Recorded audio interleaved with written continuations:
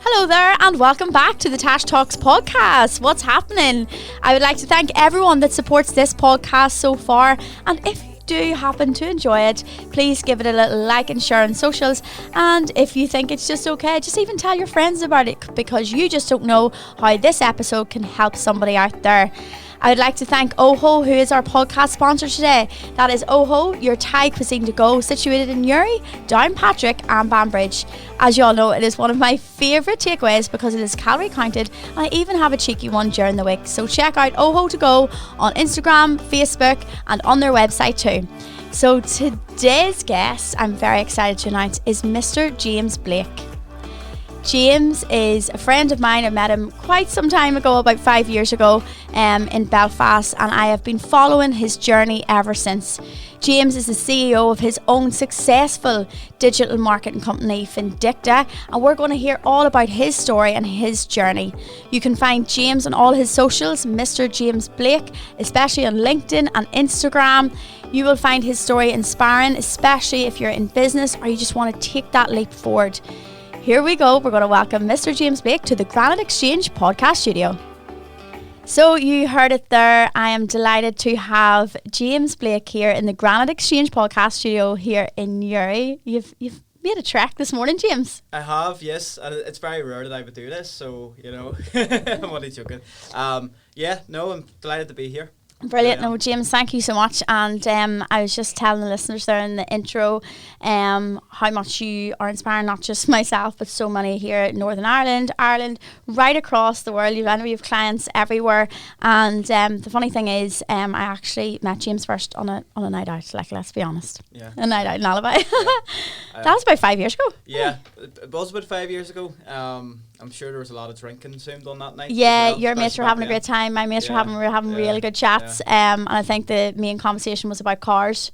Probably. Yeah. Probably, yeah. I think I was like, I like your car, and then it got into a really good convo, and then I think I just followed you from then. Yeah. And so tell everybody then, James, about your business and why you inspire me, why we're sitting here today, what's been your journey? Yeah, absolutely. So I suppose I'll just start with my background and where I came from. So I grew up in Lisburn, working class family, grew up in a council house, you know, wasn't wealthy by any means, didn't really have anything in terms of like networks or money or anything like that. My dad was a taxi driver, my mum was a care worker, so she basically started a charity and was helping families with learning disability, children and stuff like that. So we never really had much money. My older brother had severe learning disabilities, so spent a lot of my childhood caring for him as well. And I learned a lot of lessons through that very early on in life. So even though like we didn't have a lot of money or anything like that, I matured very fast, like a lot faster than my peers. So for me, even in that situation, that background, going through a lot of things, and people that are listening to this that maybe have somebody with learning disability belonging to them will realise that it's not just, you know, like sometimes you think that, you know, older brothers or older sisters or, you know, siblings that have learning disabilities just kind of sit there. That's not the case. Definitely not the case.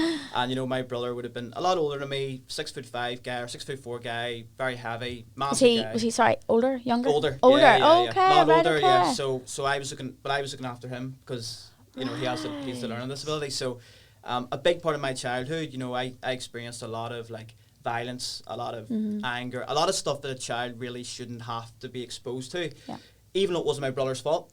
So that was kind of what really like kicked me up the ass a lot when I was that age, and it matured me so much to the point where I was just like, I didn't really feel like everybody else because I wasn't, and that kind of like gave me the drive, and I channeled all of that energy into, I'm going to achieve something, I'm going to make something happen with my life, and it always was going to do that, even whenever I was in school and I wasn't a great student. My attendance. Yeah, because it would strike me that you would be like the smartest person in the room. Yeah. 100%. So like the famous line is, James has so much potential. He is so intelligent, but he just does not want to comply. Like, you know, like, so basically I would have just been doing what I wanted to do when I wanted to do it. And if I was being forced to learn something that I thought wasn't relevant or wasn't useful, then I wasn't interested. But things that I loved, I went all in on. You know, so Brilliant. like if I love something, I was getting A stars and whatever. Yeah, I so was like exact same. sports and all that kind of stuff. And I think that even during that period of my life, like in the back of my head, I was still like, I'm gonna make it big. I'm gonna do something amazing, because I could not do that. You know. Based on like the childhood and stuff that I had and everything like that, like. Do you think that you had that mindset from an early age because you wanted to do it for your family? 100%. You know, like I. Because you said you didn't really like have like a entrepreneurs, like you weren't. No. Like my mum and dad weren't entrepreneurs, and you know, my dad, passed away 3 years ago, and you know, one of the things that I learned from my dad, which was insanely massive, was that material things are just that, and like my dad had nothing. Never had anything, nothing like that. You know, like I don't even think he had a bank account. Really? Honestly, I don't think he had a bank account.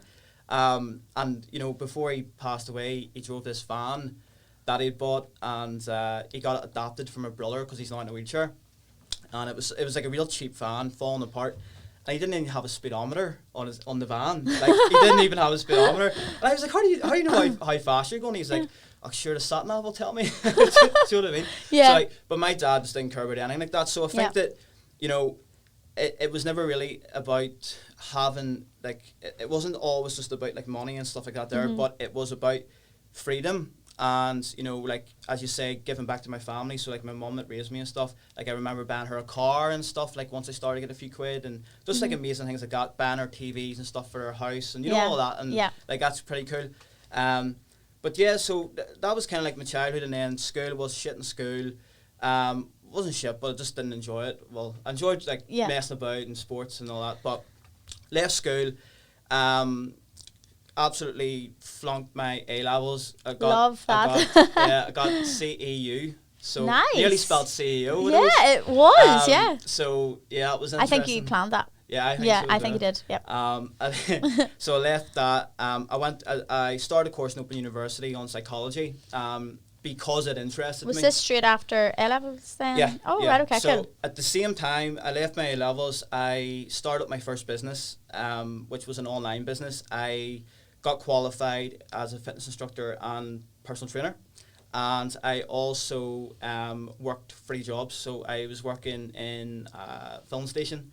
Yeah. I was working in a gym. Grafter. And I was working in Argos. And even like when we met that time, like, and I probably told you, like my side business is fitness, I'm in marketing, but I never even knew that you had a fitness background. Yeah. Then until I think maybe about 3 years ago, I think you chatted about that in your stories or something. And I was like, I did not even know that. No, I did. I was like, that bugger didn't tell me that. No, honestly, like fitness was a massive part of my life at one point, and like I played football my whole youth, and it was actually pretty good. And like I played for like, you know, like I went to like all the district things, and like I played for Northern Ireland Schoolboys. I played for Lisburn Distillery. Before that, it was Lisburn Youth. I had trials over with other clubs as well. Like I had a lot of interest around like, the football side of things, and like if you had asked me at like 12 years of age what was I going to be, it would have been a footballer. You know, a footballer. Yeah. But then as you do, you start like dating girls and stuff, and you know, like it goes out the window. Goes out the window a wee bit, and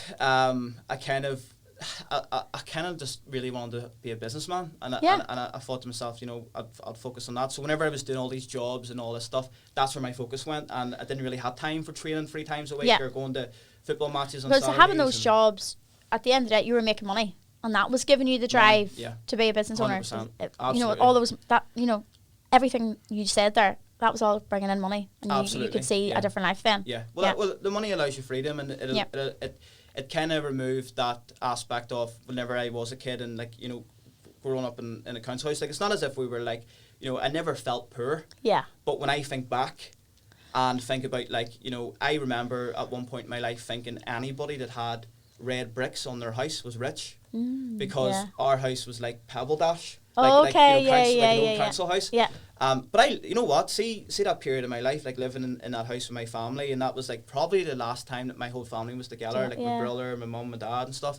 Like they were definitely really amazing times. Like when I think back, they've shaped you who you are. They've given you that foundation, 100%. That stand, and that grounding. 100%. And like, you know, I definitely think that like they were definitely very happy times, even though there was a lot of stuff going on. But Yeah, so I suppose going back to like the journey, my first business was a fitness related business. It was an online business. It was called Fitness Plan Boutique. Oh, okay. And so what I done was I learnt myself HTML code and I built a website. Now I've used like some sort of platform. So I used like some sort of random platform and done some customizations and whatever. And I actually got 2 other personal trainers involved. And I decided that instead of me delegating my time to create the plans, I would actually just facilitate it. Okay. So I built the website. I got 2 other PTs, and we were selling fitness plans through the website. So this was obviously a long. When was this? I was 17. So this is years ago, really. Yeah. Well, I mean, I'm 28 now, so 11 years ago. This is before anybody was doing online coaching, then, really. 100% it was, yeah. Wow. And like it wasn't making me much money. It was maybe making me like £1,500 a month or something, or like £2,000 a month. But like at 17, like that's brilliant. Especially when you haven't had a lot of money around. Now that's the first year that I've heard of somebody that young and doing online fitness back then, because you didn't have Instagram, you didn't have all the things to grow that. It was just the website. It was just the website, and I listed it on Google, optimised it for SEO and stuff like that, and it went. How did you as a 17-year-old know this? Because you said you were studying psychology. Like, how did you know to do this? Was just I just sort of self-taught myself. Were you like a gamer, or were like no? Never really a gamer or anything. I think I can remember as far back as being like, in the Bebo days. Do you remember Bebo? The giving each other the hearts. Yeah. and it was like Valentine's Day. You get unlimited hearts. Yeah, you're like banging them out to everybody. Yeah. I was like big in on Bebo. Like I've always been fascinated with like digital, and society really interests me as well, and the way people behave and stuff. And hence why I've done the psychology modules with Open University. But it always interested me. And back on Bebo days, like I got a big following on Bebo. I don't even remember like how or whatever. Yeah. But I did. I can imagine you being like Mr. Cool on Bebo, like clicking into your profile and like, oh my god, he's so cool. Send him a heart. Yeah, it was pretty mad. Like I had like girls all over the UK sending me stuff and all. No way. So weird. I love that. But so back in those days, like I remember making like Bebo skins. You know the Bebo skins, like it was like the cover photo of Bebo. Oh yeah. Like it was like their graphics at the top. So like I learned myself how to make those, and I couldn't even afford Photoshop at that age. I don't even know what age it was, but like I like bootlegged Photoshop. I got like a fake version of Photoshop, and I started creating these Bebo skins and selling them for like 30 quid a pop. Yeah. So like even as far back as that, I was actually like selling a digital service, which is crazy. That's like, crazy. But I didn't think about it like that then. And so like, just whenever I hit that age where I was like, money was really important, and I wanted to make loads of money. Like, creating that website, selling the fitness plans, it was great. That's definitely led to where you are now. That's fantastic. Like, that's such a journey, such a story, such a history as well to the whole digital marketing thing. Do you know, for you, like, it's just incredible. Well, that's the thing. And at that point, that is definitely where I think I pivoted from being interested in fitness to being interested in digital, because at that point in time, I think I had actually just stopped the free jobs and started working full-time in fitness. And I was getting up at, like, you'll know yourself, like getting up at like 4 a.m. to go and teach like a 5 a.m. spin class, walking around the gym all day trying to get clients, training clients all day. It's a hard stand. It is. And then I was leaving the gym, going and grabbing lunch, coming back, and then I was in till like 10, 11 p.m. and then going home, do it all over again every single day. I could not go back to that. No, it's not good. I never actually really fully did that side of it, but I couldn't. I did obviously the morning. What I did was I worked from 5:30 to 8 o'clock, camps and boot camps back to back. I mean, like every half hour. Then I started my job 9, and I did 9 to 6. Yeah.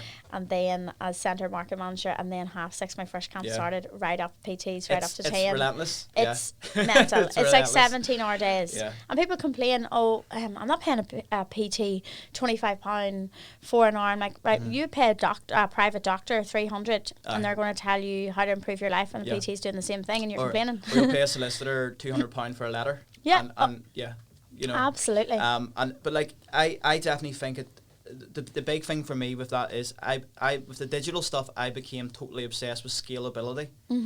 And when I thought about what I was doing in the fitness thing, I was just trading my time for money, and I was like, that there's massive limitations here in Yeah. terms of where I can go with this. Yeah. I'll never be, you know, like my whole goal was to be a multi-millionaire by 35, like that, and it is going to happen. Like I'm already well on the way to it. Brilliant. And like back then, that was still my goal, and I was like, I'm never going to do this if I'm just coming in now this gym all day long. Yeah.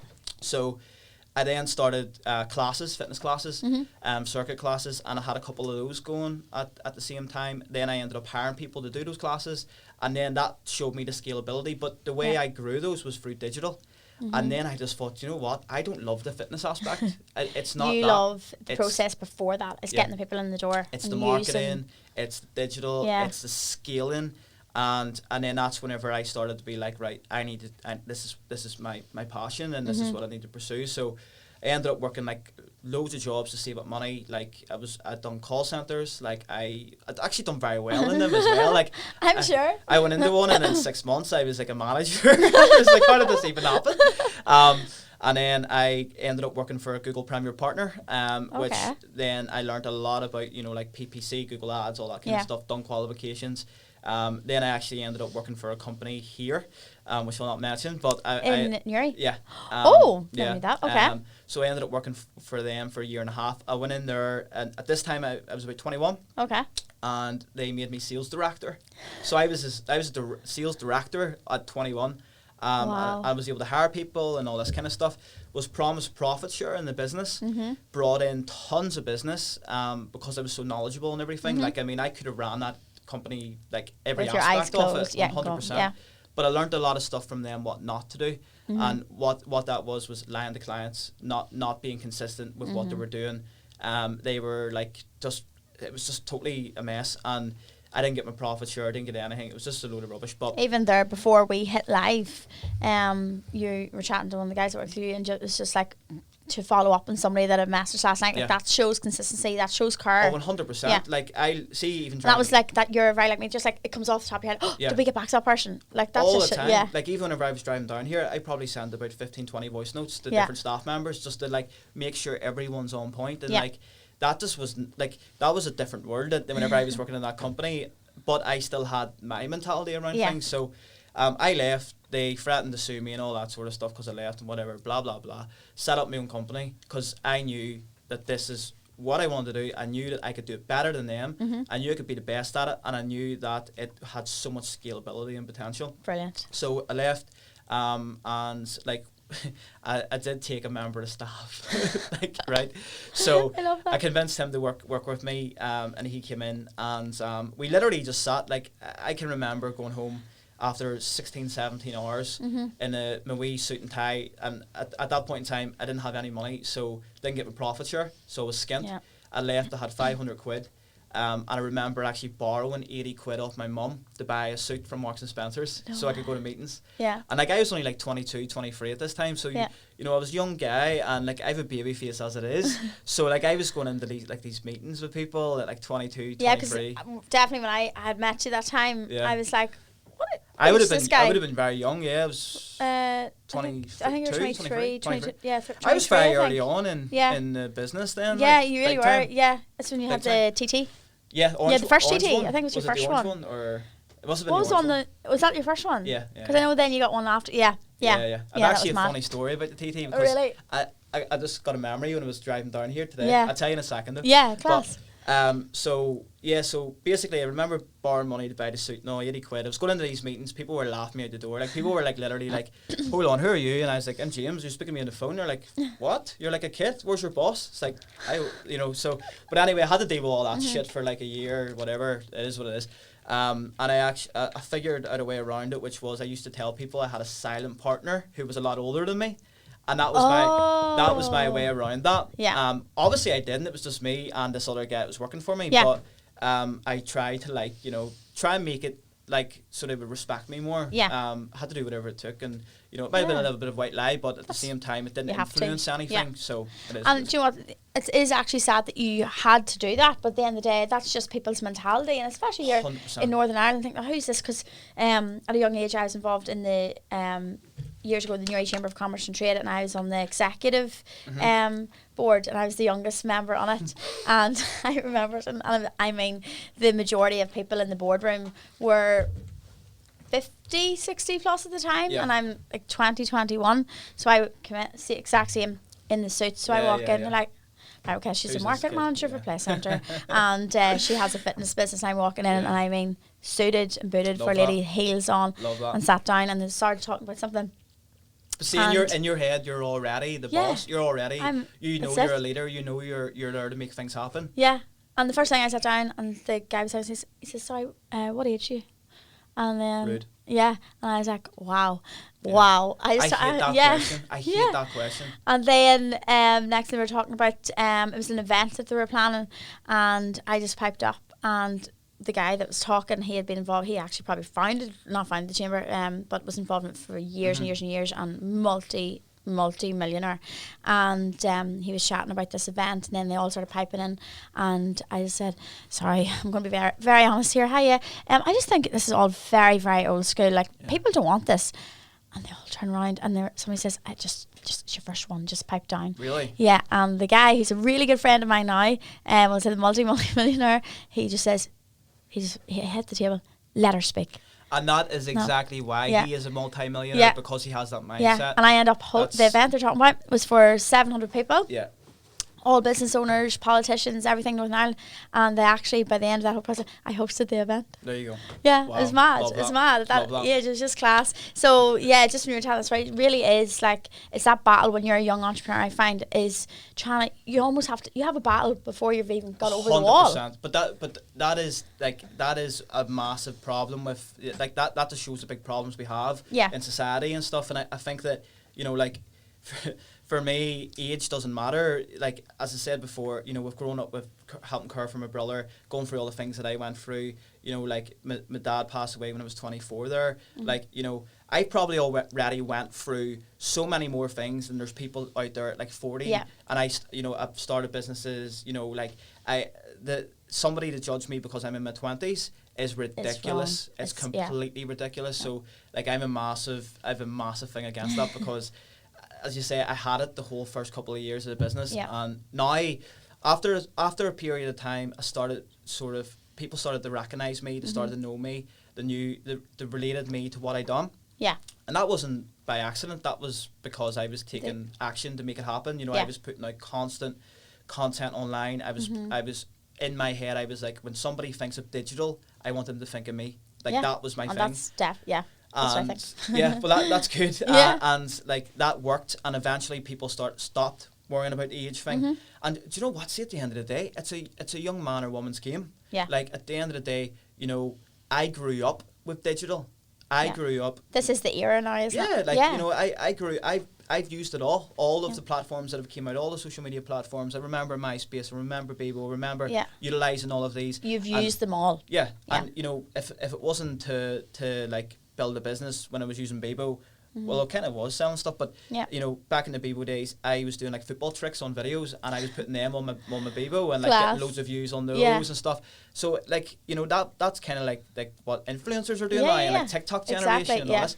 So, like, for someone to say to somebody, you know, you're too young to be giving me input on digital marketing, it's insane. Insane. Yeah. So true. And so that's obviously that's your business now, your websites, digital marketing. Tell us everything that you do then. What's your Vindicta, isn't it? Yeah. So I mean, at the very start there, like, as I was saying, when I left that company and started Vindicta, like, the first sort of service we done was websites. So, like, we were selling websites before we even had one. And I contracted in developers and designers and stuff to work with me, and, you know, done everything that I needed to do, and it grew quite quickly. The first year was probably very challenging in a sense, because it's always going to be the hardest year. No one knows who you are. You're ringing people out of the blue. Like, and as I say, I remember just going home exhausted, sitting there in the wee living room with my mum and dad. And, like, I'd moved back home as well. I moved out at 17. So by this point, I'd moved back home for a number of reasons. But one of them was because I was starting the business and everything. And I remember just sitting there, like, with my tie, like, hanging off in this wee chair, like, you know, literally racked every day. But it eventually started to click, and we started to sell stuff and get clients. Yeah. I ended up by chance, actually can't even really remember how it happened, but it ended up we started working with Callum Best, who's very George Best's son, obviously. Yeah. And I ended up in London, and then we got a couple of more clients in London, and like Chiswick and all, and Fulham, and different areas in London. Yeah. And that kind of springboarded everything a little bit. Brilliant. And it allowed me to sort of like start to scale the business up. So like every single year since conception, the business has at least doubled its revenue. So like that's pretty steady growth. Last year we tripled it. And this year, like last week was our first week back, and we done £40,000 worth of contracts last week. Wow. I think in 2 hours I closed 35k or something off that, and then there was like 5k for something else. But so like that was our first week back, and like that to me shows me that this year is going to be absolutely huge. You're going huge, for it this year. And you know, within all of that time period, our services have adopted. So we started off with website and SEO. We now do website design, we do SEO, we do social media marketing, ad campaigns on social media, we do ad campaigns on Google, YouTube. We also have a whole video department now, so we actually create content, we do content marketing. Our video team's led by Ryan, who started working for me as a freelancer. And then I brought him in to manage the whole thing because he's a great guy. There you go, Kylie, listen to this now. He's extremely talented, and he's loyal. And the thing I love about him the most is he's authentic. He's himself, and you know, the minute I met him, I knew he was a good guy. So I was like, I need to get this guy involved more. That's what I really came across, is that you two have became really good, there's friendship there now. And did he get married? Was that the one he got married last year? I was at his wedding. I just thought that was so nice. And I watched back those stories like last year, and I just thought you've really created friendship, you know, with your team. And that's what I try to do as well. And it's so important. It is big time. And like our team, you know, in our I call it our extended team because we have a lot of contractors that work with us. But I'd say maybe 40-50% of them are literally like all Vindicta. Like all their work comes from us. So it's great that like we're having that impact on somebody's own life, you know, and their own wee business in terms of being a freelancer or contractor or whatever. So I always say to Kylie, just never knows where he's going to end up one day. One day he could be filming workouts for 800 people, and then the next day he's in here doing the podcast, and then God 100%. Knows we're up a mountain doing a promo video. Do you know, you just never know. And never know. Yeah, I try and keep it as exciting for him. I don't want him just standing behind a camera filming me doing workouts for my members. Like that's not what it's about. I want him to have an amazing journey, you know, with me as well, and making new connections and contacts with him. That's what it's all about. Absolutely, you know, 100%. And like, you know, with Ran is now, like as I was saying there, we've just brought somebody else in for the video department, and you know, it's expanding. It's nearly becoming a separate business on its own because it's so busy. But like our service offering has developed so much, our team's developed so much. We've got about 16 in our extended team, so that's comprised of like SEO experts, designers, developers. We also have a partner in Florida called Web Daytona, and it's headed up by a good friend of mine called Gary Vila.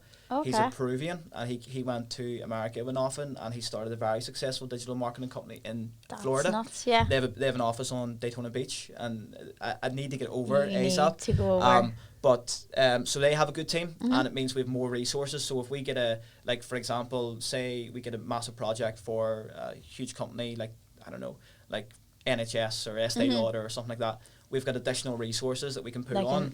So we can take on projects of monumental size whilst remaining a small, scalable business with tons of liquid cash flow that continues to grow and very profitable. Instead of, for example, me just being like, let's get 10 offices, have it filled with 30 full-time staff, and there's no liquidity there. There's no pure scalability, and with our business, it has to be there. So we've managed to scale because you're very, trying very well. For each of your clients.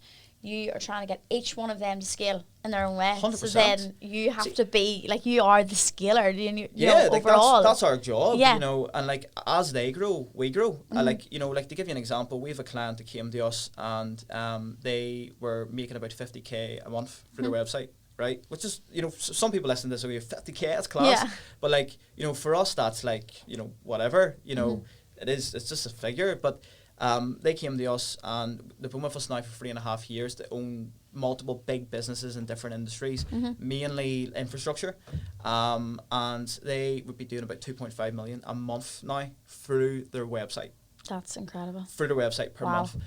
With another client, does online auctions. Last year they done 12.5 million. First year, after working with us, 12.5 million. This year, the first year was 12.5 million. Last year was double that, and God knows what they'll do this year because it's just scaling out. So rewarding. But it's all online. It's online. Yeah, and that scalability. Something that I've learned now is the money that can be made online is crazy. And even last year, for myself, I hit 850 members in 20 countries, and that was all through like my website. That's amazing, through like crazy. And people think, oh, that's just that wee girl like from Uri or Warmpoint.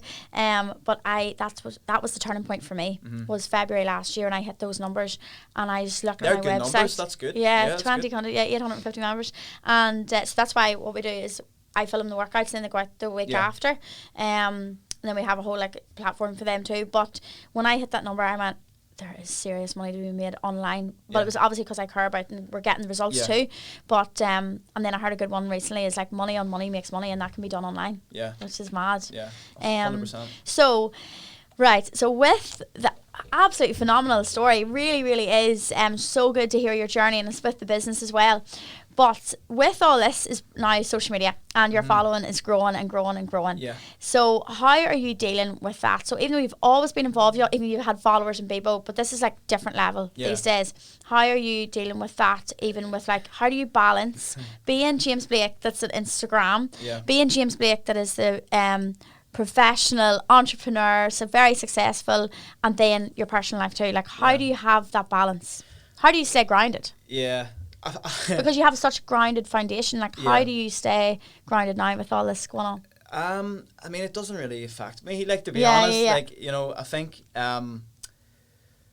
it's the kind of thing that, you know, I do think that you wear different hats a lot of the time, right? And like, you know, for example, who I am with my friends is not who I am sitting in a meeting. You know, in a sense, I'm completely authentic, but you know, of course, you're going to let loose a little bit more when you're with your friends. Somebody actually did say that a couple months ago. We were chatting about you, and I was like, "Oh, I think he's great, blah blah blah. He's doing so well."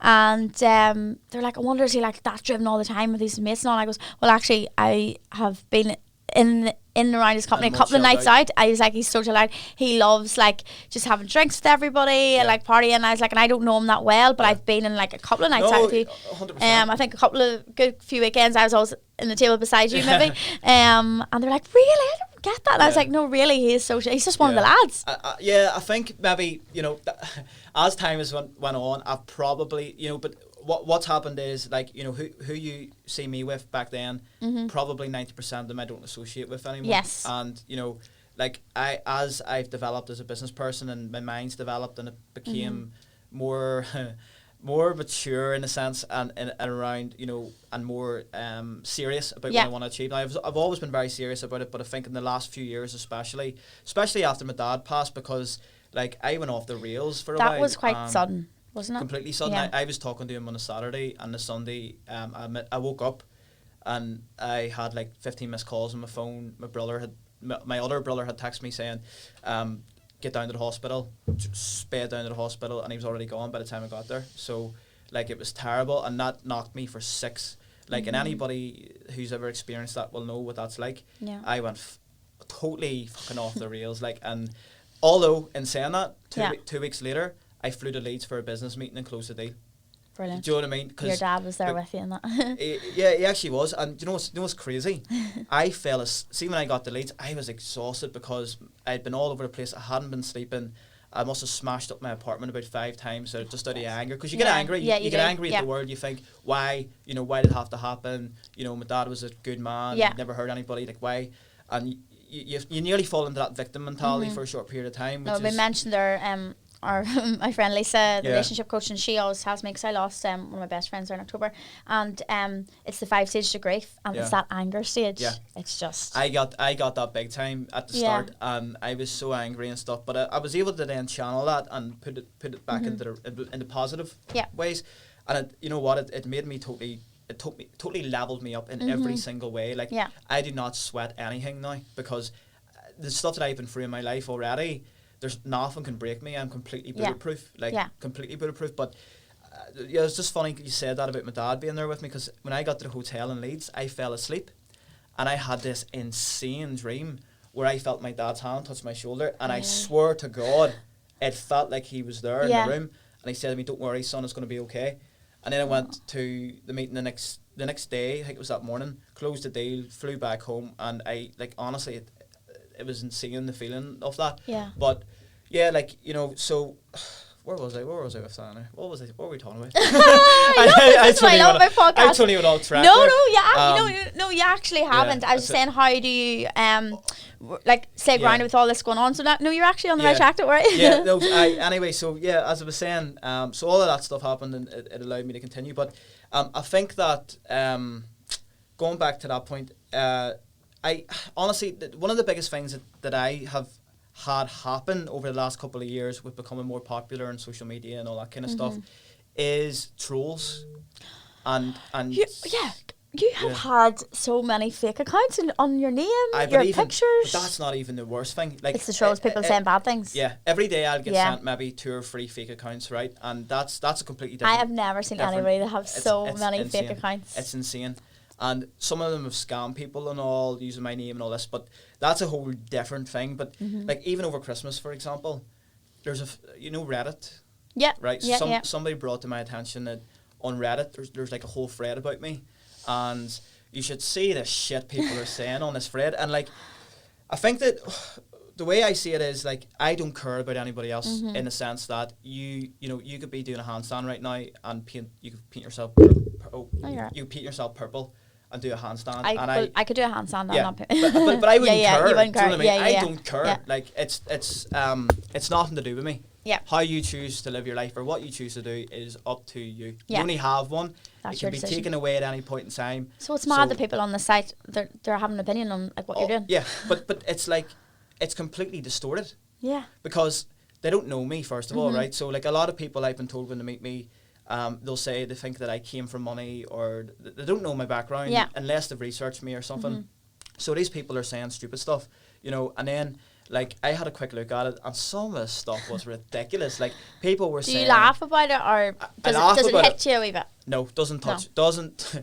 It's funny. It's funny. Like, people were saying like, my Rolexes are fake, right? Which they're not, right? I financed my Rolexes, which I don't. I bought them cash. Yeah. I rented my Lamborghini, which I didn't. I bought it cash. You can literally see and you're sure he's going over to buy it. Like. Like, I literally bought it cash. Like, there's no finance on it. Do you know what I mean? Like, and all of this stuff, and it's funny because they're completely wrong.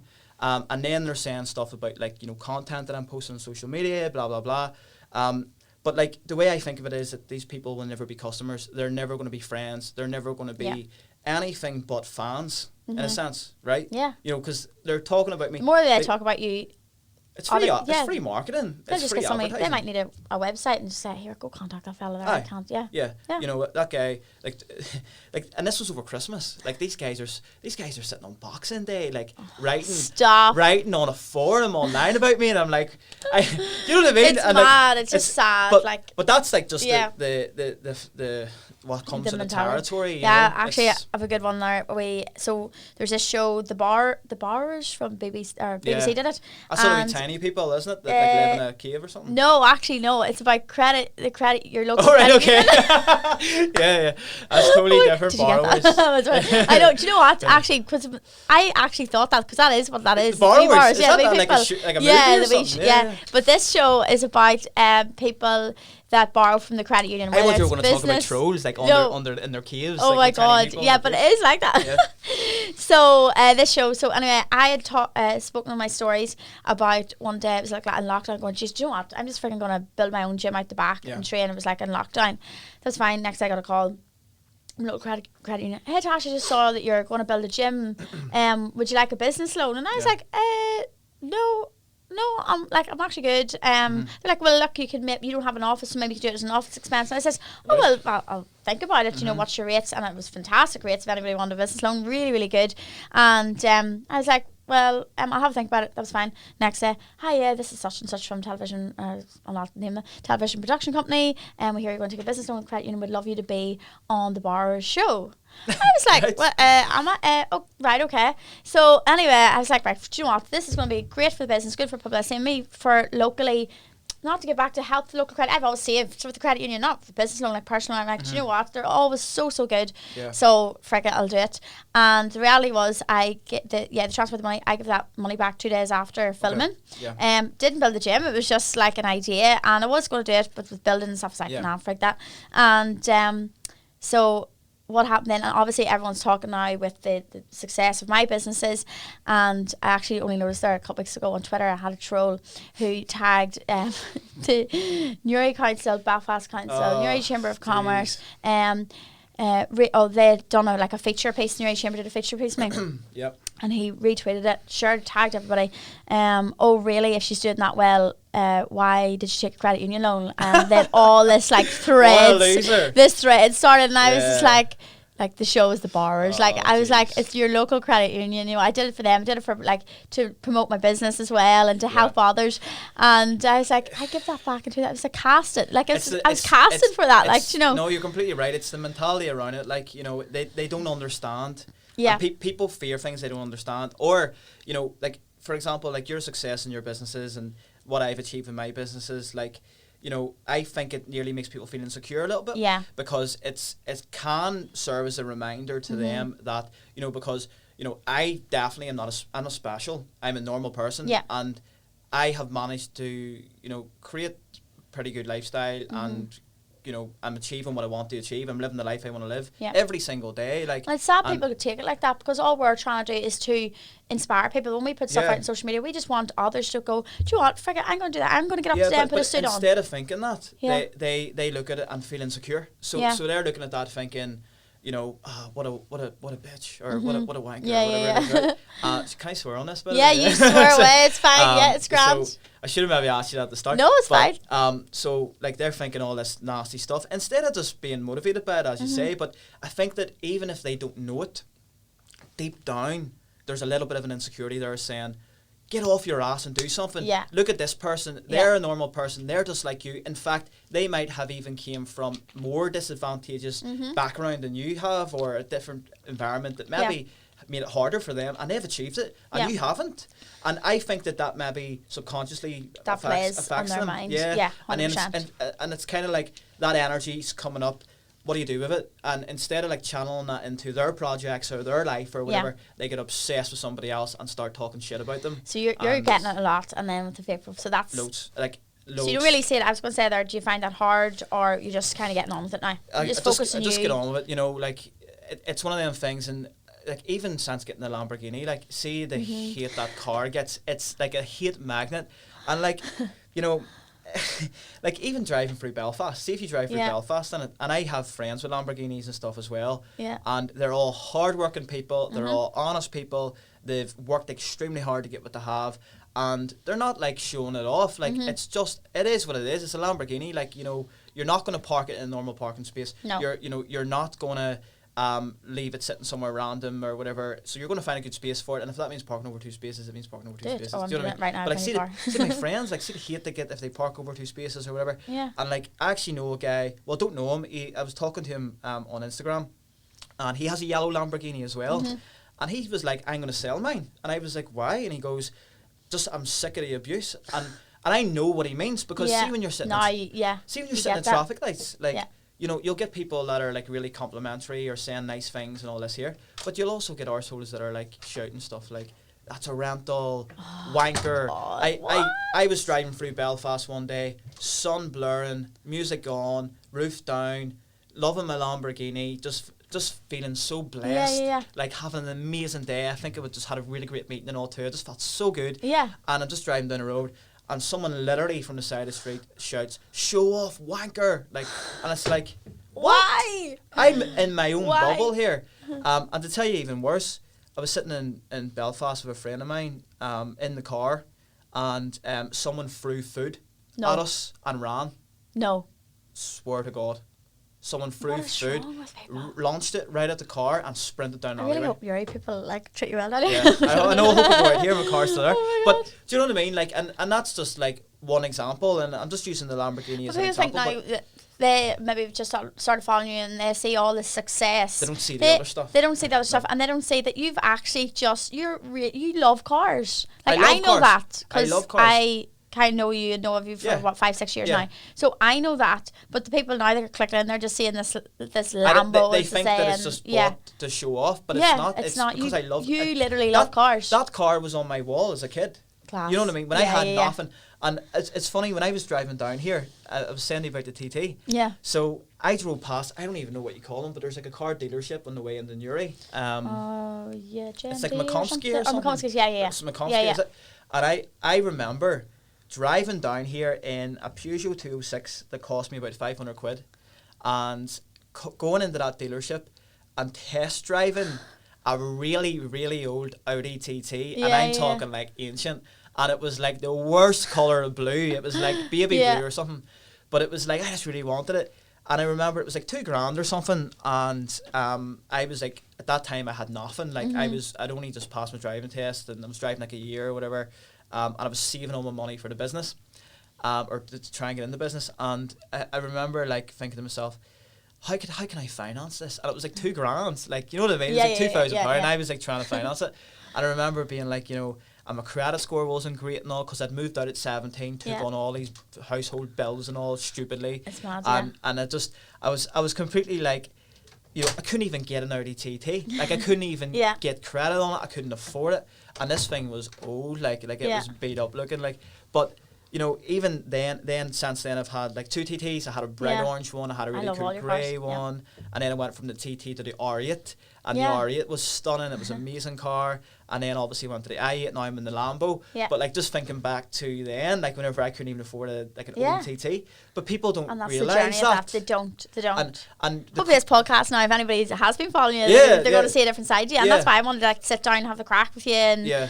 do you know, I was thinking, I was before podcasts like, oh well, I'll do YouTube interviews because I do But, host like, different events but and it's- stuff. But this is just the reality. Like, this is people getting to know you Yeah. and for who you are in your journey. Yeah, but like, I mean, at the end of the day, like, it's just a fucking car as well. Like, Yeah. I know I post up the Lamborghini on social media and all this here, but like, it's just a fucking car. Like, Yeah. I'm totally detached from the thing. Like, Yeah. could I live my life without it? Yeah. Could I buy something twice as expensive? Yeah. Yeah. Because people will go, that's not the best lamb. Like, this is what the trolls say. Oh, that's stop. that's not a, you know, that's the cheapest Lambo you can get there, whatever, right?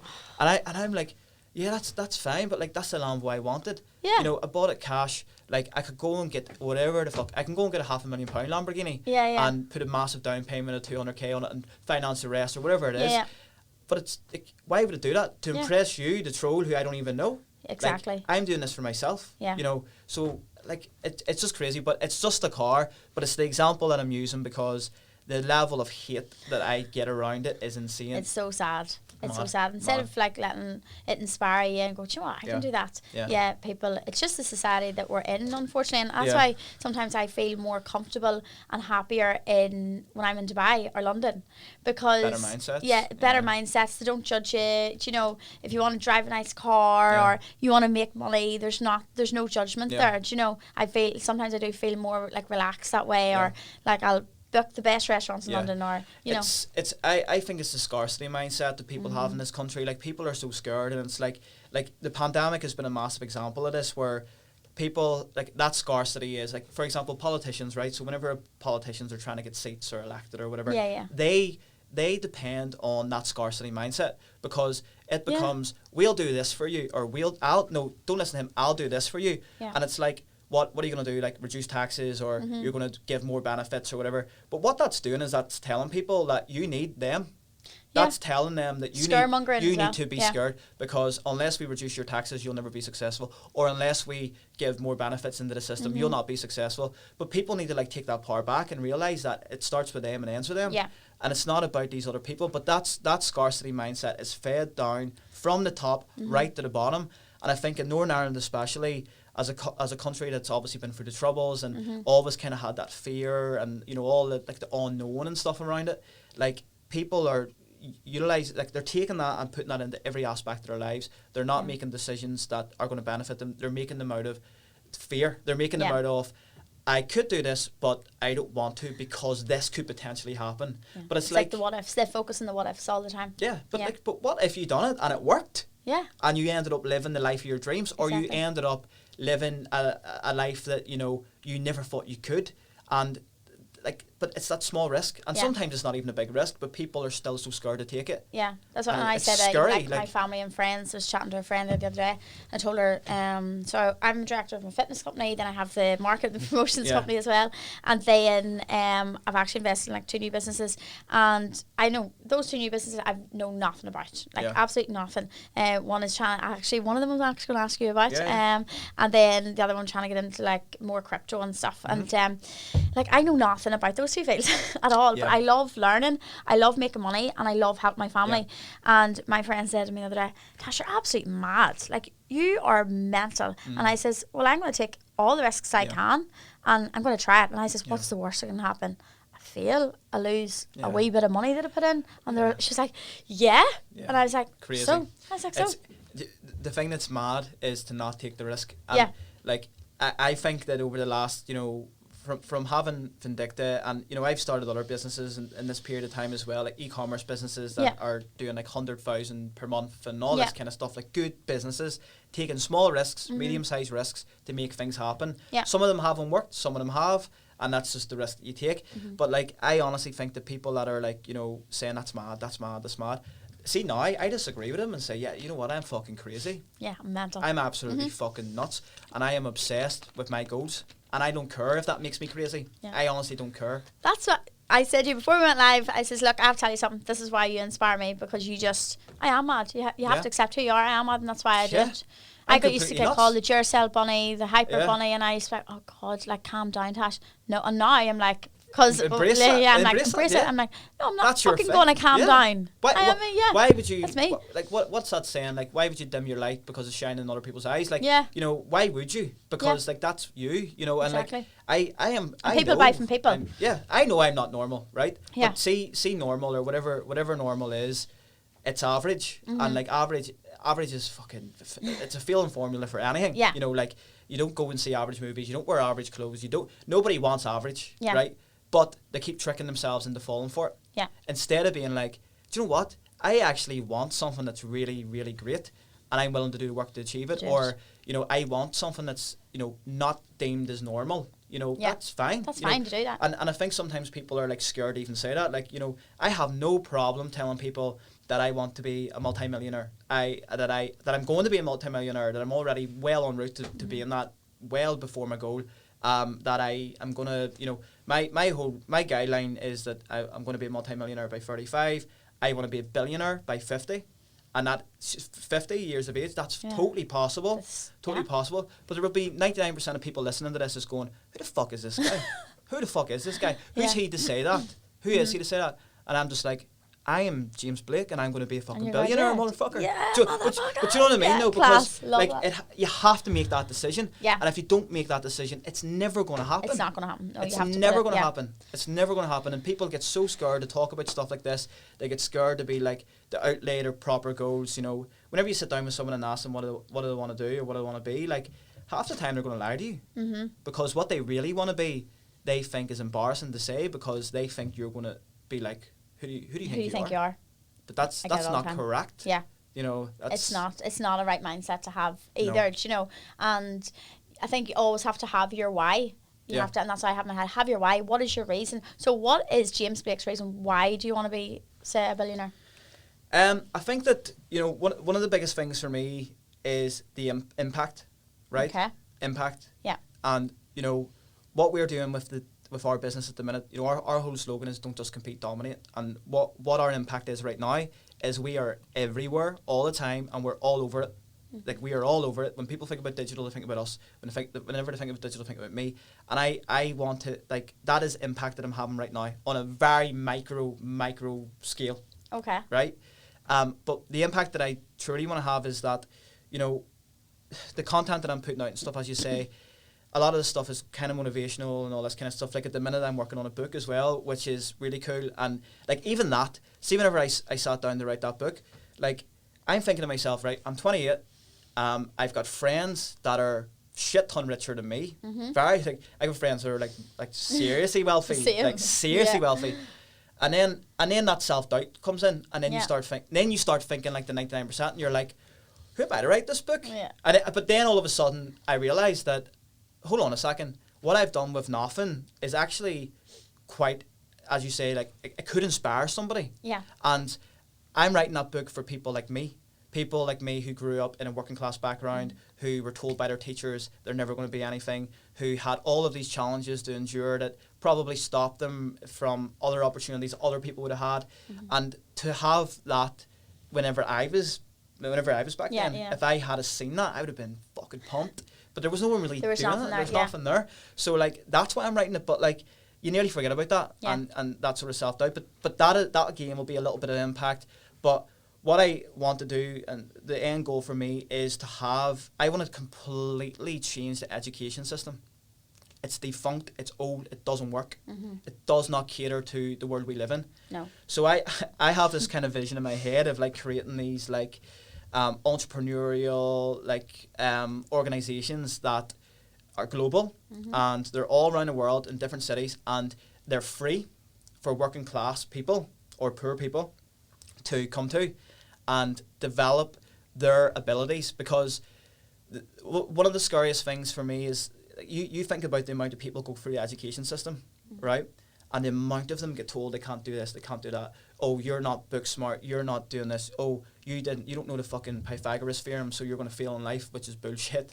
Like, you know what I mean? Yeah, so, well, like I said in school, and to be fair, I was in no means the smartest in the class, but I loved school. I think I just loved the crack with everyone, and I enjoyed the crack with the teachers and all too. So I did have a great experience in school, and feel like my school was a smaller school, grammar school. So I did feel there's a bit more support, like you know, closeness. And so I was lucky that way. But I remember it was A-level business studies, and I was sitting there, and it was the finance and accounts bit just goes over my head. I have an emotion. But you know what? That's why there's accountants. That's why you hire accountants. You hire them. And I remember, and I was sitting with the spreadsheets or something, and I was going like sitting there like this here, and my business studies teacher, he says, Natasha, come on, you need to get this accounting stuff or this accountancy module done. And I was like, sir, see, when I own my own business one day, I'm not going to need to know this stuff, and you're going to come to me. And he went, oh, sweet. I just remember his face. He went, oh, sweet Jesus, like laughing, and he just he laughed. And there's a lot of students out there that would say these things as a joke or be cheeky in class, and the teacher would be like, you'll not amount to anything. That teacher just went and laughed, and he rolled his eyes in it was in a nice way. And funny, I was invited back to the school's prize giving as their guest speaker just before Christmas, and I told this story, and Vince studies at the back clapping, and his wife actually is on my programs now, and I says and I come down off the stage, and I says it's all on my signal, and I says sir, I told you to come to me one day for business, because he bought his wife the plan. Oh, it was brilliant. It was so funny. But a lot of people, as you said, that's not in the schools. Like I was a lucky one to have that encouragement. But there's so many schools out there. And I know even close family members of mine have been told in school, like, actually, do you know, I wasn't a teacher. In school, my parents separated when I was 14, and my two brothers were younger than me. We all went to that school, and I wasn't the teachers, but I was standing talking to my brothers one day at break outside the hall. I was like, are you okay? We're going through a really bad time at home, especially that couple of days, and somebody walked past, an older student, and I was maybe third year at the time. Oh, your parents broke up, watch you three not come to anything. And that always sticks in my head. I'm like, oh, we'll show you, do you know? So it's that mentality here. So that's a great idea. Definitely needed in schools. 100%. I mean, I personally, I would just like to eradicate schools altogether. Like, I know it's a big statement to make. But I like big statements. But I honestly just think that, you know, like forcing somebody to do something that they don't want to do is not the right way to do things. You know, it's utilising somebody's skills. If I employ somebody and they tell me in the interview, James, I do not want to do social media, I'm not going to hire them and then make them do social media because that's not where their skill sets are. That's not what they want to do. And eventually they're going to leave. Or eventually, you know, it's going to come to a point where it's going to be friction and whatever. It's like taking people and utilising their skills. And what I was going to say there is, like, you think about the amount of people that went through the system, like super talented people that could be incredible entrepreneurs, change the world, right? But because nobody's seen that little thing that they are passionate about, what they're good at, and no one actually was like, right, do you know what? See, like we're making this kid study law, we're making him study sociology, we're making him study maths. He doesn't want to do any of that. And look at what he's good at. Like, look at his IT ability. This kid is an insane programmer.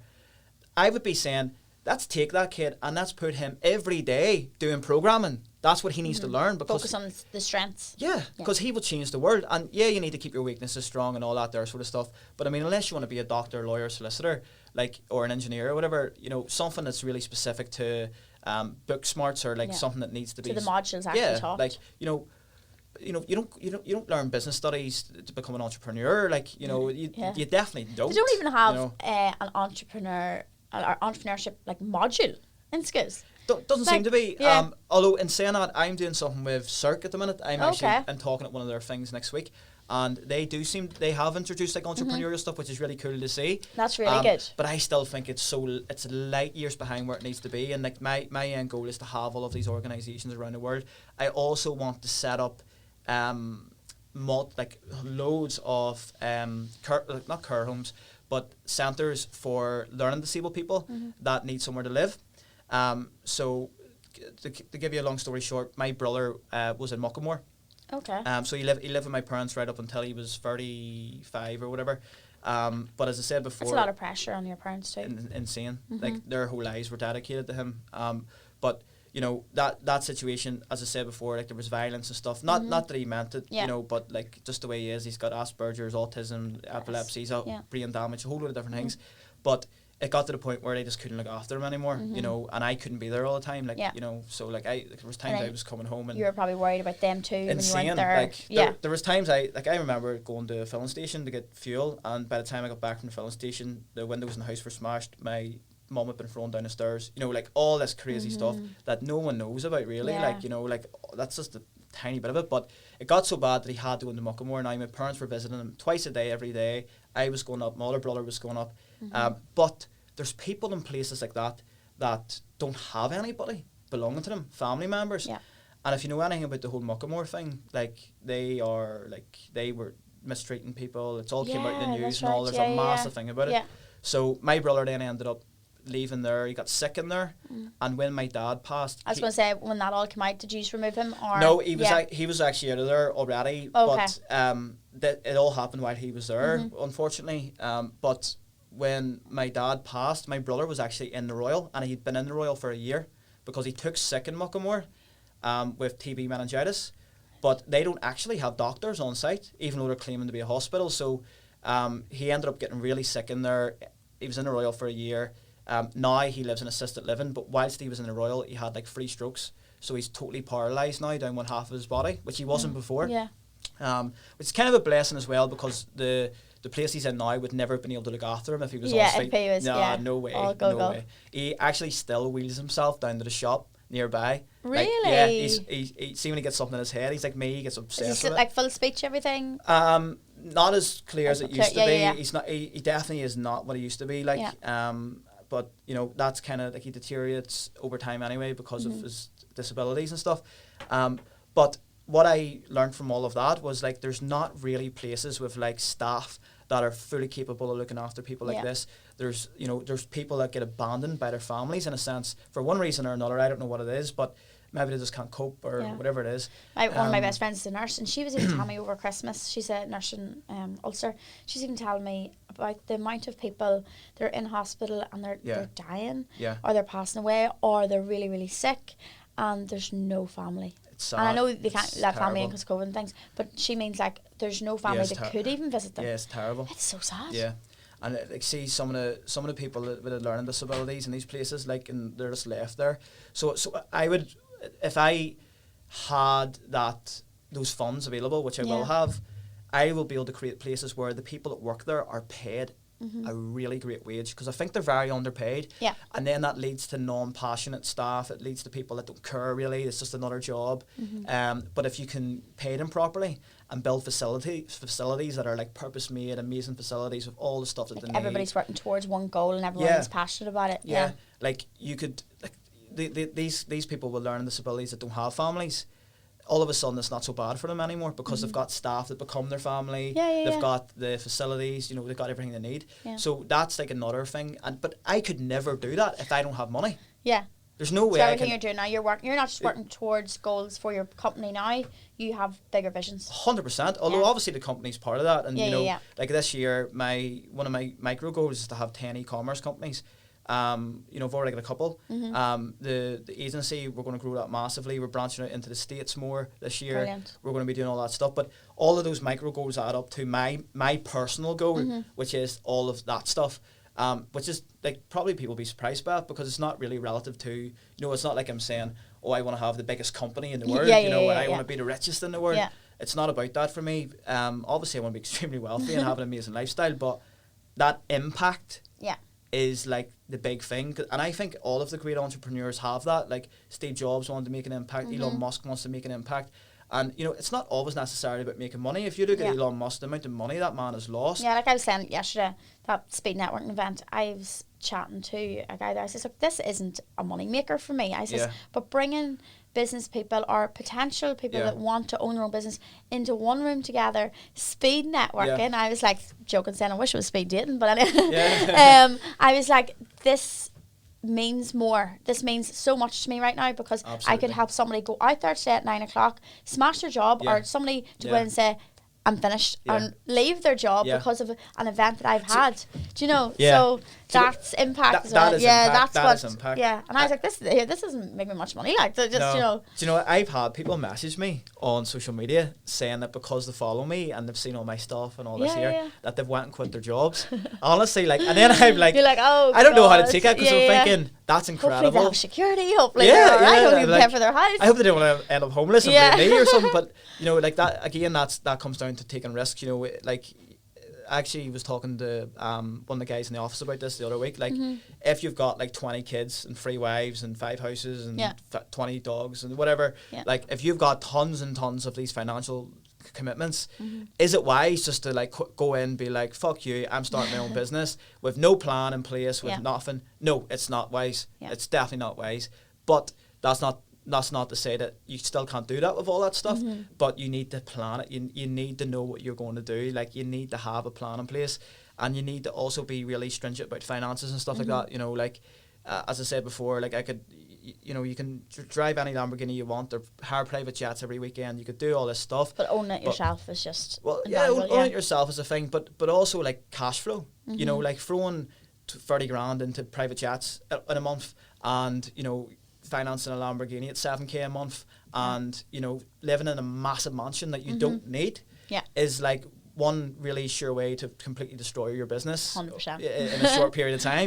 Regardless of how successful your business is. So you're dipping into your business to fund them as well. And where is the like scalability in that? There's none. Like there's none. So like for me it's people just need to be really smart about that, And you were chatting earlier about your friends that maybe you had like years ago, because something that I'm really finding now is that like I have my best friends, my girls that I've grown up with for years. They're the best in the world. They're all married and settled down. I'm like the business head in the group. I'm like going for every opportunity I can. They call me mad, but it's always in a nice way. But apart from that group, they're my lifeies, right? I call them. My lifeies. They're lifeies. My circle is getting smaller. Oh, 100% it will. Absolutely. And actually, you just mentioned that earlier, because I can kind of even just like I can remember a few of your friends' faces and stuff. And it's just when you said that, I'm like, me too. It's just mad. Yeah, honestly, people that I would have maybe hung about with, not that group now I'm talking about, but other people I would have surrounded myself with in my mid-20s. I just had to walk away from. You have to. You have to make that decision, because like even it's that old saying of like you can bring a horse to water but you can't make it drink. And even if you try and change your friends, and like at some point you probably thought to yourself, oh, I wish that she was more like me, because then we'd get on better, or I wish she didn't want to go out drinking and partying all the bloody time, because I'd love her to be more like this. She's never going to change because she's not you. And like expecting that is selfish as well, because people are just different. But at the same time, you have to make a decision at some point of, right, if this is going to slow me down or affect my goals and my life, you can still like love the person and like them, but you know, you just spend less time with them. You And know, people are always quick to say, oh, you see, like, he's just friends with that influencer, she's just friends with that influencer, all the influencers friends. I hate that, but they forget, like, it's because you're like-minded, you're going through the same things, whether it's in business or people trolling you, or you do create new connections through social media. I just had a podcast before this, and she was like, you have pen pals, but those pen pals might understand you more than your own friends sometimes, you know. Absolutely. And it really is surrounding yourself with people, like-minded people, and that pushes you forward. 100%. Sure, is that saying that your biggest supporter could be somebody that doesn't even know you? Yeah. And that's so true. Yeah. That's so true. Like, I would say I probably only have like maybe 3 friends, like honestly, 3 good friends, including my wee puppy. And that's about it. You know, like, and like, honestly, I just do not live in that world anymore. Like, see, thinking about going out and socializing, like I actually. See, whenever you know yourself, when you go out and socialise, there's going to be people come up to you and talk to you, especially when you're doing it well. You know, there'll be like, I can't go into a bar toilet without someone asking me for a job. Honestly, like, I can't do it. Or I can't, you know, anywhere I go, someone will come up to me and say something, and you know, like, fair enough, I don't care, like, whatever, they're trying to be, you know, friendly and stuff, but at the same time, like, in the back of my head, something is just screaming like, this is fucking small talk, and I can't be arsed with it. And that's not to be like arrogant or anything, but it's just like, it's a waste of time. You just want to be out and enjoy yourself and switch off. Yeah, and I just like, you just want to be around people that you know aren't just trying to get stuff out of you. Yeah, like people that actually just, you know, they're just your friend. You know, like they don't care if you give them. They'll ask about your dog, how's your dog doing? Ask about your brother or your mum. Yeah, I get that. You know, I totally understand. But the more successful you become, the more people try to latch on to you because they want to meet this person and you can introduce them, or they want to do this and you can maybe invest into their business and stuff like that. See, I went through this stage where there was so many, say, like local fitness people, and there were online coaches, and they were charging people £1,000 for programs and different things, and I could say they were doing, like, you know, the signs, like and share, win £1,000, giving all this out, and I was like, I'm just not going to do that. And it wasn't because I couldn't afford it. I was just like, I just don't want to be that person. And I went through a stage seeing all these people doing these things. They're following, growing. And then this perception on Instagram that you needed followers and you need to be connected to all these people. I think I reached out to you once saying, like, how do I get to 20k? Like, because I thought that was important. And then the day and hour before I had I think it was 2,500 followers, and I got a voice note from Joe Wicks, the body coach. He was coming to Newry here, and he was like, hey, I've heard a lot about you. Do you know, do you want to come up and meet me and have the crack? And I went, what? And I could see all these people, other local fitness influencers and marketeers, all of these massive followers. And I was like, I wonder if they're getting this.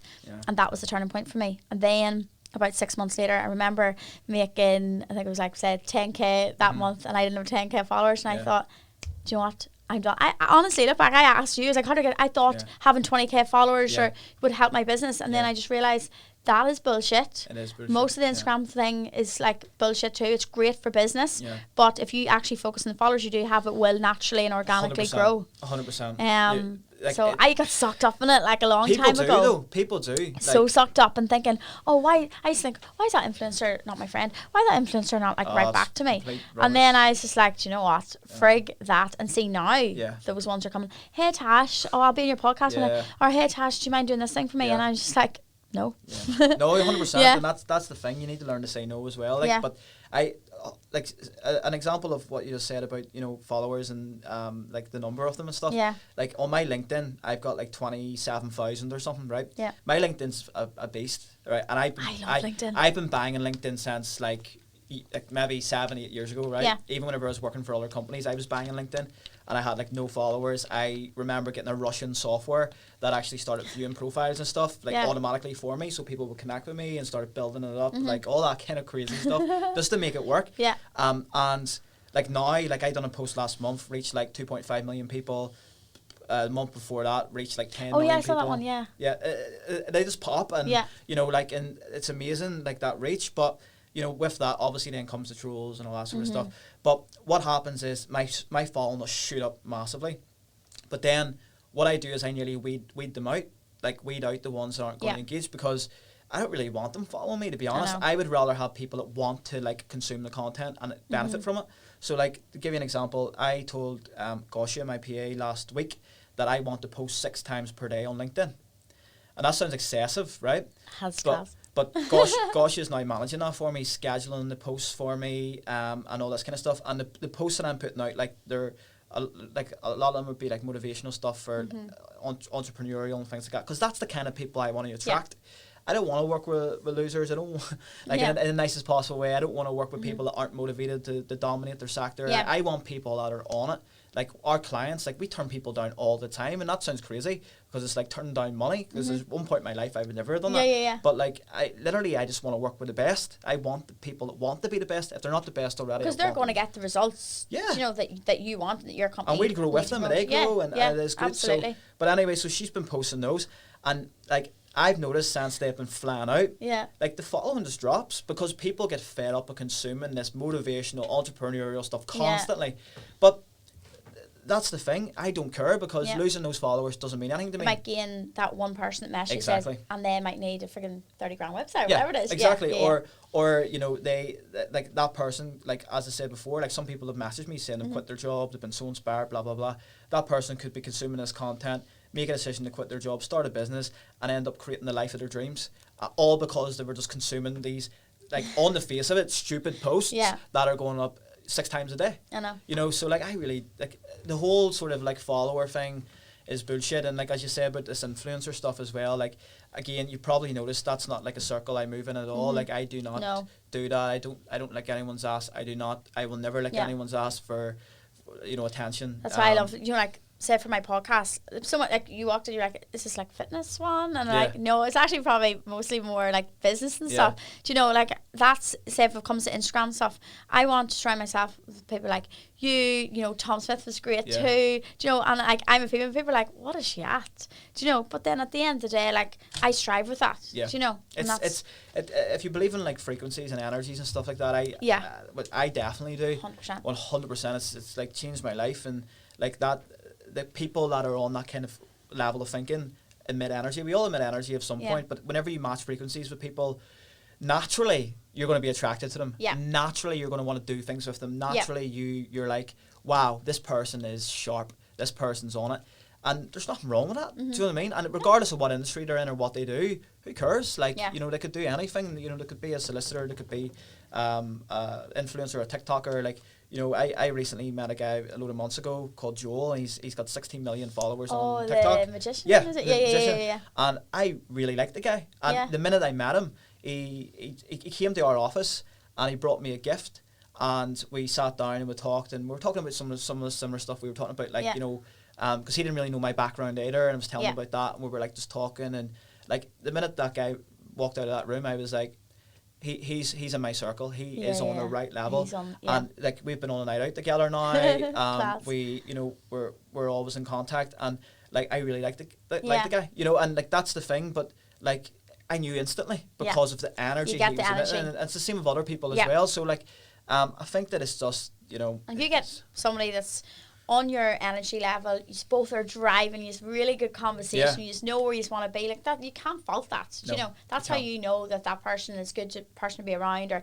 even to chat to once a month, or crash heads, or seeing somebody that way. Like it definitely works. Yeah, it's better than sitting down and listening to somebody. Like what, you know, you should never take advice from somebody who's not doing what you want to do. Yeah, you know, and that's so true. And like, you know, sometimes people, like I remember whenever I started the business, like people being like, you know, you sure about this? And, you know, like even, you know, somebody said to me, and I'll never forget it, I can remember the clothes I was wearing, what I was drinking at the time. I think I was drinking a can of Coke. I remember where I was sitting, I can remember the room, everything, because it hit me so, like it was like a pin going into my arm, and it was like, have you not bit off more than you can chew?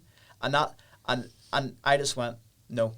And I didn't say anything else. That was it. I just went, no. But I'll never forget that. Yeah. And like for me, like now that person is like, you know, like telling everybody like they know me and all. You know, do you know what I mean? God, so like it is what it is, and like it's just one of those things, you know. I had, you know, like something similar, and it was somebody very close to me at the time, just a year, 2 years ago, and they said, see what you're doing. Sure, anyone could do that. And okay. I said, okay, and then but anyone could, if they had the right mindset. Yes, exactly. And I was like, right, so where's this going? Yeah. And then the next line was like, look, at the end of the day, slow and steady wins the race. And I went, Okay. okay. And then the next thing was maybe you just need to like slow it down a little bit. Yeah. And I was like, absolutely, in my head, absolutely fucking nuts. Yeah. Absolutely fucking nuts. 100%. Yeah. And then I just knew that wasn't. Just out of interest, what does this person do? Can Can you say? Because I'll say in construction. in construction? Yeah. Okay. In construction. And did I love it? Huh? Did I love it? No. Exactly. Yeah. There you Well, no. They jump a lot. Yeah. Well, Yeah. there you go. Yeah. Exactly. You I know, know. so those people will say stuff like that. Yeah. Because it is what it is. And so sometimes people will say, slow it down, or are you sure about this and stuff, from a place of caring about you. Yeah. Because they're not in the same mindset. Yeah, true. They- Actually, this you know, person, I know this person. they genuinely could mean nothing by Yeah. it, but it's just It's how it, as you said, it hits you. it hits you. Yeah. And it's just, but it's the way you respond, and it Yeah. always has to be as you say. No, I won't slow down. Yeah. Because you're you, I'm me, And and that's who this I is am. what works for me. Yeah. And it is what it is. So, talking about slowing down, right? What does Mr. James Blake like to do, like when you're not working? Yeah, And see. I know you never switch off. Yeah. But what do you like to do just to chill out when you get in the house at night? Like, just close the door. Do you Yeah. switch off? Like, do you put the phone away? Yeah. So I think a lot of the times when I would get in, I went through a phase where I was hitting the gym and stuff, and Yeah. all kind of stuff, keep myself thinking. I'm not really doing that at the minute. I need to get back to doing that properly. But I was also done MMA for a while. I was like going to MMA like for about a year, like nearly a year or whatever, and then COVID hit and stuff and whatever. But I think like I honestly just do not switch off, and I went through a period of maybe 2 years where my hobby was building e-commerce businesses, and I know that sounds sad as fuck, Yeah. but I really enjoyed it, and like I remember Abby was in the house, and she was in the shower, and she got out and was drying her hair, Yeah. and by the time she had a shower and dried her hair, I'd already set up a business online, e-commerce website. I designed the logo very quickly. I'd got the product set up. I'd structured it, and I'd already sold like £700 worth of product by the time she got out. But to me that was like that's like That's fun. a buzz. Yeah, that's fun. you enjoy that. But obviously that's not like sustainable, because Yeah, eventually yeah. you'll be like fucking hell. And I did get to that point where I was like, oh, I need to get something else. So Yeah. like I honestly like I don't know. I think I like to listen to audiobooks and read and Yeah. stuff. And then obviously then Abby helps you switch off as well. Yeah, well, I Yeah. mean, whenever like we would spend a bit of time together and stuff. Like she did live with me for a while, but she isn't at the minute. So whenever Yeah. we do see each other, we try and spend time with each other. That's nice. And obviously I've got the wee dog. Yeah. It's And class. like the nights My when dog's my world. yeah, That's cool. Yeah. Lily's my word. Like, and the nights it's just me and Lily in the house and stuff. I have Lexi. Lexi. Yeah, yeah. Lexi, Yeah. Lexi and Lily. Yeah. I literally would just put on like music, lie on the sofa with her, and just chill out and just try and Just switch relax, off. And yeah. like it That's is nice. But honestly, like it sounds really sad, but like one of my biggest switch off things is like more work. Like, do you know what I mean? Yeah. But like Yeah. I just Like last night I was sitting, I completely get that. Yeah. Last night I was sitting at 12 o'clock at night trying to study like crypto and different Yeah. things. And I was like, this is are really you fun. big in on crypto? I Yeah. have crypto like I started the first lockdown. That's when I started, and I Okay. just did it in a real I just did like Revolut or something. I was like, I actually What- enjoy what- this. Bitcoin, Ethereum. Bitcoin, yeah, Bitcoin mainly. Okay. And then now I've transferred it onto a different platform. We'll see how that goes. Yeah. That's what I'm trying to learn about this new Yeah. platform. But this is a minefield for me. But I love learning new things, and I just say, do you think this crypto could be our future? Oh, 100%. Yeah. I went in on crypto in 2017. Right. And now I did stocks back then. Did you? On and off. And obviously, Stocks are too slow for me. Yeah, far too slow, and then that just put me off it completely. And then I was too scared, and then I did jumped into crypto a wee bit, Yeah. and then but now this new platform I think could. Yeah. Yeah. I think that crypto is obviously the future, especially with like the metaverse and all that stuff. But Like I have my Visa card coming for Bitcoin. is it from crypto.com? Yeah. Yeah. I have a few friends that use those as Yeah. well. And you get tokens back and stuff when Yeah, you yeah, spend yeah. using it. Like actually, Yeah. Pretty cool actually. yeah, it's cool. That's what I'm thinking. Is that the future? 100% Yeah. it is. Like I see whenever I went into Bitcoin in 2017, like I didn't have like a lot of money then. Yeah. And like I was putting in like a few £100 here and there and stuff Yeah. like that there. And now when I'm putting money in like it's chunks, like I Yeah, put in yeah, proper chunks, like but Good. back then I didn't, and like I stuck £500 in for my mum. then because I've told my mum about it now. Yeah, and I was yeah. like, you know, we've put some money in for you and whatever. Yeah. And like it's worth thousands of pounds now. Like, and she can pull that out whenever she wants. So if she ever needs it, she can pull it out.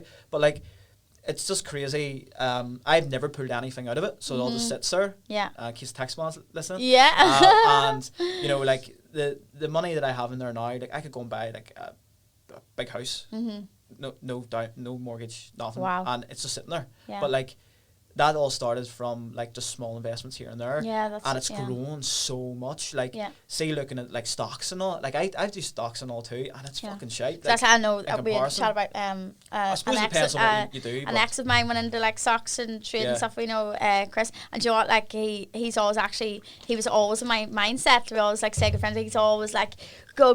Like I remember when we met, like Jesus, early 20s now, and I was like, do you know what? He's on my wavelength, you know, and fair play to him, he's done so well, and he's always there's never any bad feelings or anything, but he was always big into like the trade and stuff, and back then I was like, wonder what this is about, and it was only then, like I actually moved to Dubai and the relationship ended, but then when I came back and I was like, do you know what, I might just dab into it and see. It's interesting, like.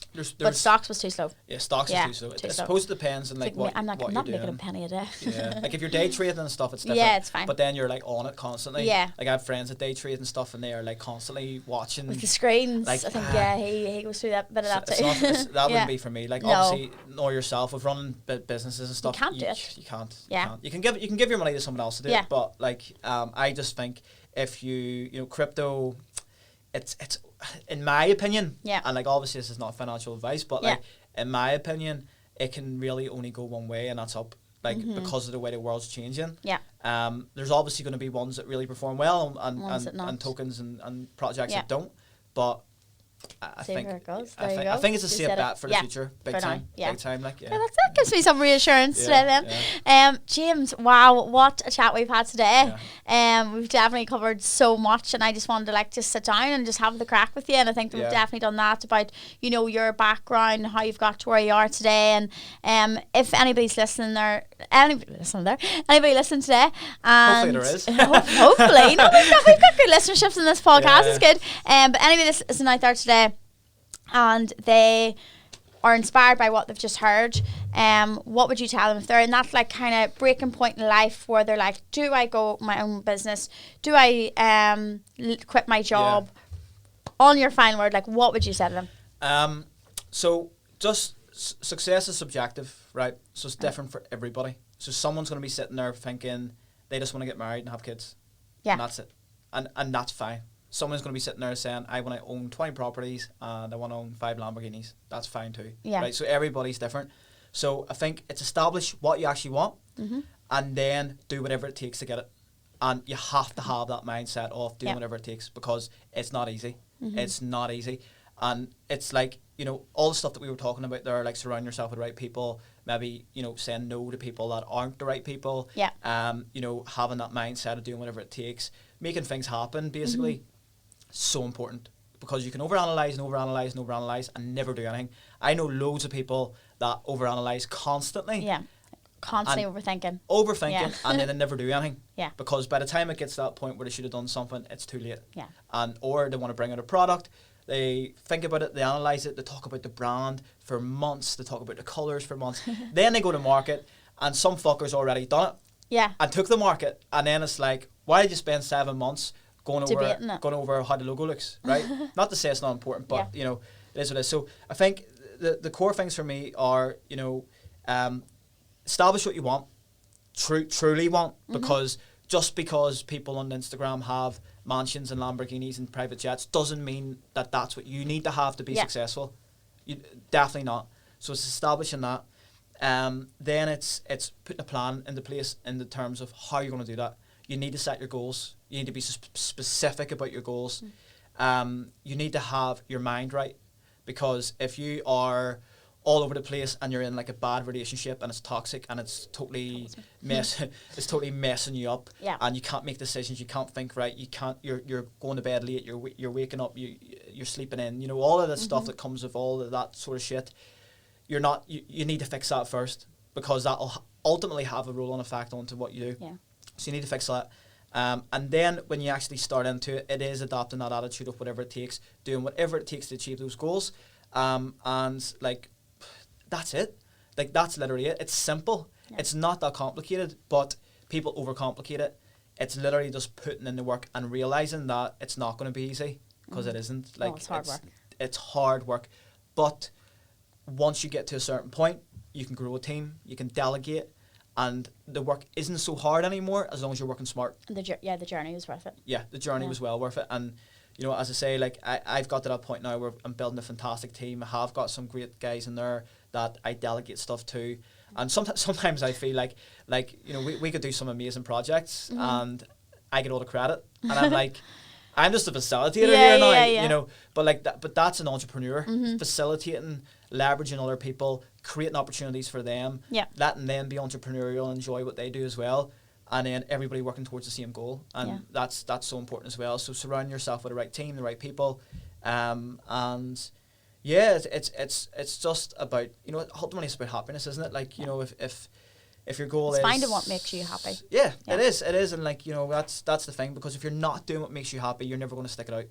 Ever. Like, you're not. I mean, let's face it, eventually you're going to be like, fuck this. Even if you're making loads of money, if that's not what you actually want, you're going to be like, screw this, you know? I'm always like, if you don't enjoy it, don't do it. Or I know in my life, if there's something that I don't enjoy anymore, or it's bring me down anyway, bye-bye. 100%. Gone. Absolutely. Gone. I know. Life's too short. We both know that. Absolutely. Yeah. I learned it the hard way with losing my dad. Like, he was here and then he was gone, and that to me just like totally instilled in me, like, I could, like, fucking touch wood, and I don't, but like, I could die tonight, you know, and that's just the reality. Like, people need to realize that too. Like, you could die at any point. It's not the case of you're going to live to 90 and that's guaranteed. That's not going to happen. So see all of this, like, oh, I'll just work here and I'll get a fucking pension, and whenever I get my pension, I'll live the life I want. Bullshit. Yeah. Bullshit. Yeah. That's complete. That's that slow and steady mentality. Yeah, nah. But that's not for me. That's a scam. That's a scam, and I think that it's realizing that. But like, once you actually grasp all this stuff and you fully realize it, like, everything becomes totally limitless. Do you think that it takes like a life moment or something life changing for that, or hopefully what we're chatting about today, it doesn't take something life changing to happen? But I think to some people it does. Yeah. Like, for me, I was always like this.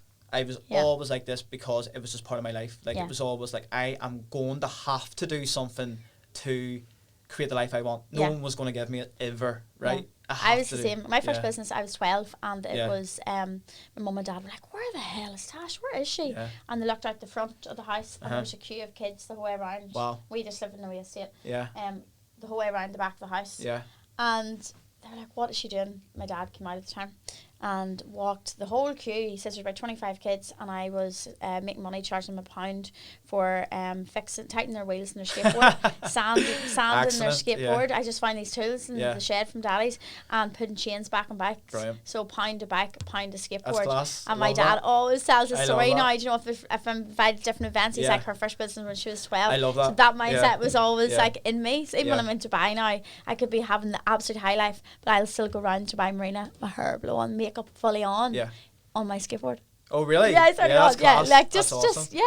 So it was always in me as well. So it's great to meet somebody that it's always been in you. Do you know to do that? Yeah, it is. And like, as you say, sometimes it just takes that thing in life to, you know, put the spark somebody into action. Yeah. So it can take a life changing moment, but maybe it was always in there anyway. Exactly. Yeah. It could have been in there anyway. It could have just been lost amongst all the shit that you get fed from the media and from the system and the education system telling you can't do this, you can't do that.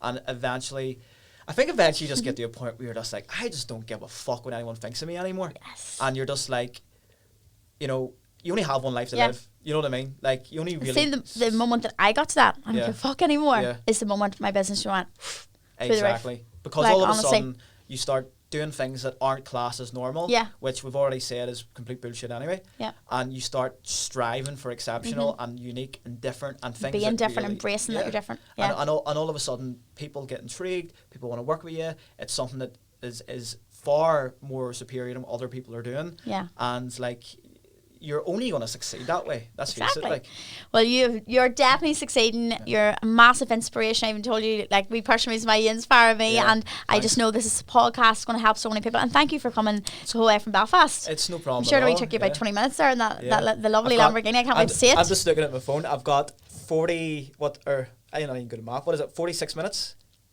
Yeah, Yeah, 46. 40, Oh, 45 now. oh, so you're back? Aye, got Okay, 45 we gotta now. go. We gotta go. No, honestly, James, thank you so much. Yeah. And for anybody listening today, where can people find you on socials?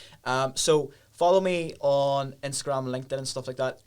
All my platforms, my username is Mr. James Blake. So I only have like one on everything. Okay. So if someone follows you, it's definitely a fake profile because there's loads out there. Like Right. so Okay. it's Yeah. Mr. James Blake. Mr. James Blake. And yeah, that's where you'll find me. So Instagram's probably the best place to get me. Brilliant. Yeah. Okay, super. So, folks, you've heard it there.